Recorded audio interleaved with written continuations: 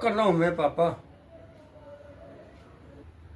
फिर वही बात मैं कह चुका हूं, अब मेरे बस की बात नहीं है। रोज जाता था हूं पापा ऑडिशन देने, हर दफ्तर में धक्का खा रहा हूं। रोज जाता हूं, पूरी कोशिश कर रहा हूं, पर मेरा भाग साथ नहीं दे रहा पापा। बेटे, कोशिश से पेट नहीं भरता। मुझे पता है आप जो मुझे 10 रुपए देते हैं ना,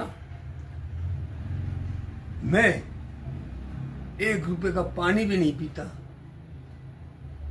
मुझे पता है कि मेरे पापा रात को गार्ड की नौकरी करते हैं। मुझे पता है पापा, मैं भी खूब मेहनत कर रहा हूं। मैं क्या करूं? मैं एड एजेंसियों के पास रोज जाता हूं, रोज ऑडिशन देता हूं। बेटे, तूने मुझसे 3 साल मांगे थे और मैंने दिए, अब और नहीं। बस पापा, मुझे 1 साल और दे दो। 1 साल में मैं कुछ नहीं बन पाया, जहां आप कहोगे ना मैं वह काम करूंगा, जो भी आप कहोगे। बस पापा, मैं आपसे 1 साल और चाहता हूं। मुझे 1 साल, मुझे इस लाइन में और जाने दो, मुझे कोशिश करने दो। बेटा जी, अब मेरी नौकरी भी नहीं रही है जो तुम्हारे खर्चे में उठा चुका। मैं जानता हूं एक दिन सब अच्छा हो जाएगा, और जिस गली से आप गुजरोगे ना, यही कहोगे तो उनका पापा जा रहा है। इसलिए मैं कह रहा हूं पापा, मुझे 1 साल की मोहलत और दे दो, फिर मैं आपसे कभी कुछ नहीं मांगूंगा, और जहां आप कहोगे मैं वहां काम करूंगा। बेटा जी, अब तो तुम्हारी माँ बीमार रहती है, ऊपर से मेरी कोई नौकरी भी नहीं है।